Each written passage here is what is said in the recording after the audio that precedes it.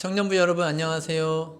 내가 잘 믿고 있는 걸까? 라는 주제로 함께 말씀 나누기 원합니다. 우리가 신앙생활을 할 때에 잘못 믿고 있다면 잘못된 행동을 하게 될 수가 있습니다. 옛날에 제가 본교회에 있었을 때 그때 한동안 중고청 연합 예배를 이제 쭉 드렸던 적이 있었는데 찬양 인도를 하던 자매가 하나 있었거든요. 그런데 이 자매가 찬양 인도 연습하는 시간에 와서 찬양 콘티를 짜요.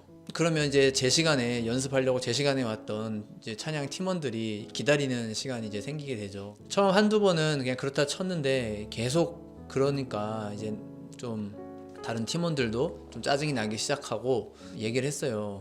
이러이러해서 이러이러하니 미리 준비했으면 좋겠다, 콘티를. 지금 너 하나 때문에 이렇게 많은 사람들이 힘들어하지 않느냐. 그렇게 얘기했더니 이 자매가 하는 말이 하나님이 저에게 그때 주세요.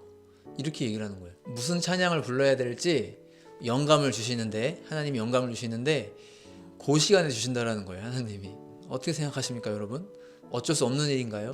아니요. 어쩔 수 없는 일 아닙니다. 하나님은 공동체에 덕을 세우시는 분이에요. 에베소서 4장 12절에 보면은 성도가 각각의 은사를 가지고 교회를 섬기는 것, 결국에는 그리스도의 몸을 세우기 위한 것이다. 그렇게 얘기를 하거든요. 그리스도의 몸이라는 것은 교회를 뜻합니다. 만약에 교회를 세우는 것이 안 되고 그리스도의 몸을 세우는 것이 되지 않는다면 그거는 무언가 잘못된 거죠. 그 섬김은, 그 헌신과 그 봉사는 무언가 잘못된 헌신, 잘못된 봉사라는 거예요. 또 빌립보서 2장 14절에 보면은 모든 일을 원망과 시비가 없게 하라. 이렇게도 말씀합니다. 교회 안에서 또 바깥에서 우리가 모든 일을 할 때에 누구 한 사람이 크게 원망하거나 이것 때문에 누구와 누구 사이에 시비가 벌어진다거나 해서는 안 된다라는 거예요. 이러한 비슷한 경우를 또 한 가지 예를 들 수 있을 것 같아요. 약속에 대해서 우리가 마음에 다짐을 하고 무언가 약속을 했어요. 어떻게 하기로. 그런데 시간이 좀 지나고 나니까 더 좋은 일이 생기는 거예요. 하나님이 이렇게 하라고 하시나 보다 이러고 약속을 뒤집어 엎어요. 하나님이 이렇게 하라고 하시나 보다. 정말로 더 좋거든요. 그게 두 번째 생긴 것이. 그럴 때 약속을 뒤집어 엎을 수 있을까요? 그게 하나님이 주신 뜻일까요? 그렇지 않아요. 시편 15편 4절 하반절에 보면은요, 그의 마음에 서원한 것은 해로울지라도 변하지 아니하며 이렇게 말씀하고 있어요.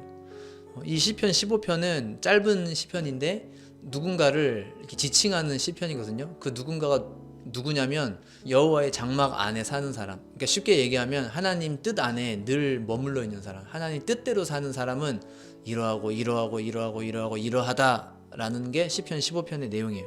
그러니까 하나님 뜻대로 사는 사람이 어떤 사람이냐면 그 마음에 서원한 것이 있는데 그것이 본인에게 해롭게 된다 할지라도 그걸 변치 않는 그런 사람이라는 거예요.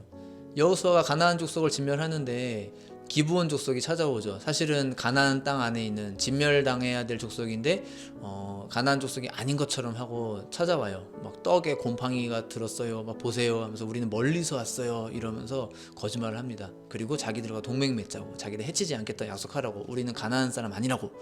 그렇게 해서 여호수아하고 결국 동맹을 맺어요. 자, 하나님께서 여호수아에게 가나안 족속을 진멸하라고 하셨죠. 그런데 여호수아는 가나안 족속 중 한 족속 기브온 족속하고 동맹을 맺었어요. 그럼 여호수아가 그 다음 선택을 어떻게 했을까요? 네, 여호수아는 약속을 지켰어요. 기브온 족속을 진멸하지 않았어요. 여러분, 제가 지금까지 쭉 두 가지를 말씀을 드렸는데 이것들의 공통점이 다 성경을 기반으로 말씀드린 거죠.